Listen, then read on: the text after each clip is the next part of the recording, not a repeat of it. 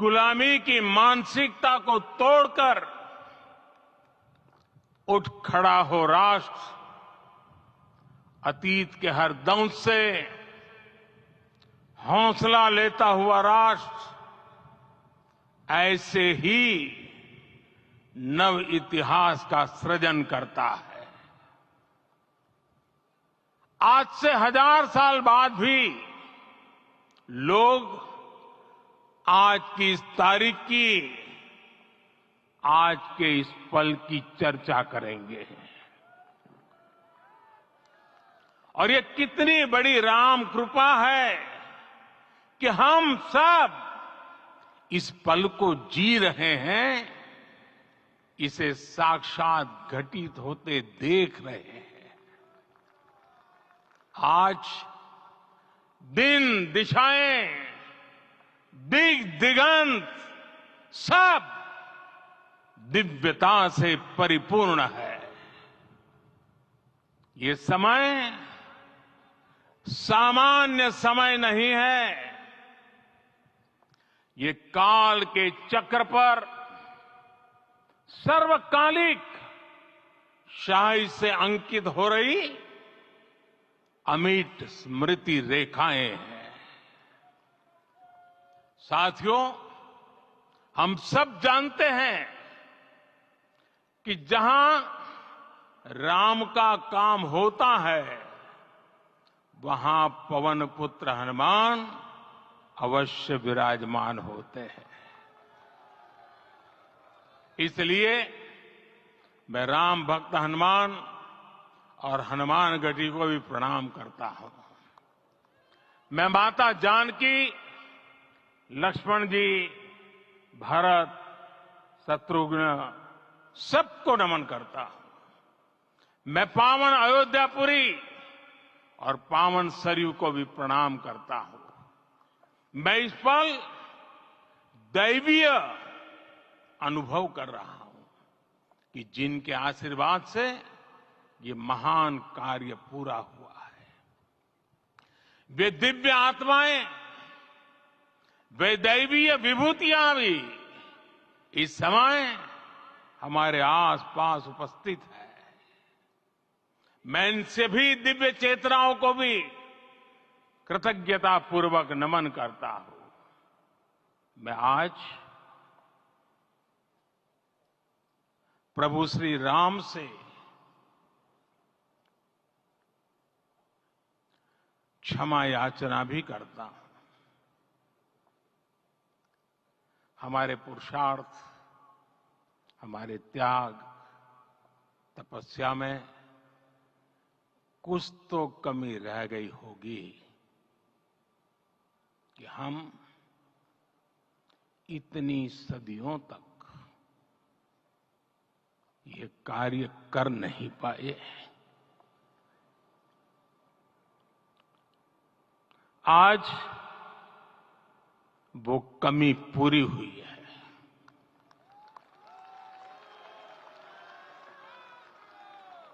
मुझे विश्वास है प्रभु राम आज हमें अवश्य क्षमा करेंगे। मेरे प्यारे देशवासियों, त्रेता में राम आगमन पर पूज्य संत तुलसीदास जी ने लिखा है, प्रभु बिलो की हर से पुरबासी, जनित वियोग विपत्ति सबनासी। अर्थात प्रभु का आगमन देकर ही सब अयोध्यावासी, समग्र देशवासी हर्ष से भर गए। लंबे वियोग से जो आपत्ति आई थी, उसका अंत हो गया। उस कालखंड में तो वो वियोग केवल 14 वर्षों का था। तब भी इतना असह्य था। इस युग में तो अयोध्या और देशवासियों ने सैकड़ों वर्षों का वियोग सहा है। हमारी कई कई पीढ़ियों ने वियोग सहा है।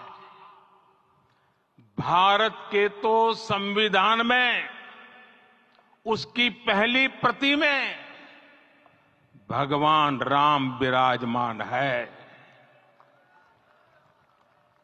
संविधान के अस्तित्व में आने के बाद भी दशकों तक प्रभु श्री राम के अस्तित्व को लेकर कानूनी लड़ाई चली। मैं आभार व्यक्त करूंगा भारत की न्यायपालिका का, जिसने न्याय की लाज रख ली।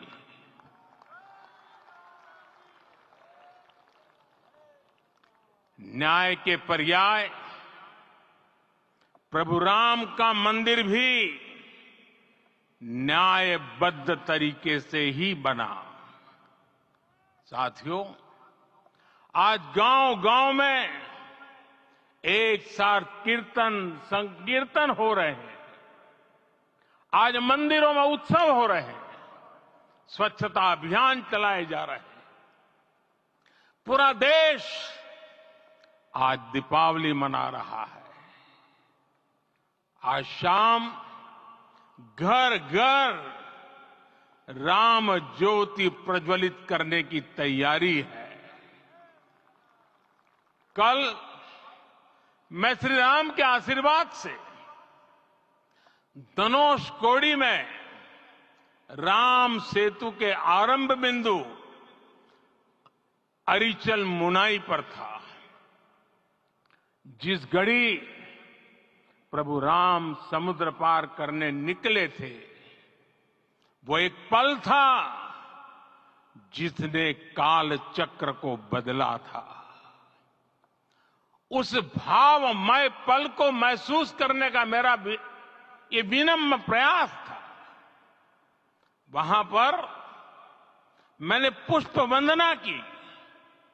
वहां मेरे भीतर एक विश्वास जगा कि जैसे उस समय काल चक्र बदला था, उसी तरह अब काल चक्र फिर बदलेगा और शुभ दिशा में बढ़ेगा।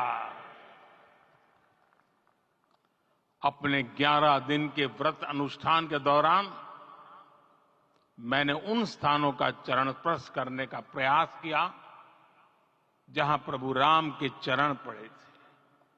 चाहे वो नासिक का पंचवटी धाम हो, केरला का पवित्र त्रिपायर मंदिर हो, आंध्र प्रदेश में लेपाक्षी हो, श्रीरंगम में रंगनाथ स्वामी मंदिर हो, रामेश्वरम में श्री रामनाथ स्वामी मंदिर हो, या फिर धनुषकोडी। मेरा सौभाग्य है कि इसी पुनीत पवित्र भाव के साथ मुझे सागर से सरयू तक की यात्रा का अवसर मिला। सागर से सरयू तक हर जगह राम नाम का वही उत्सव भाव छाया हुआ है। प्रभु राम तो भारत की आत्मा के कण कण से जुड़े हुए हैं। राम भारतवासियों के अंतर मन में विराज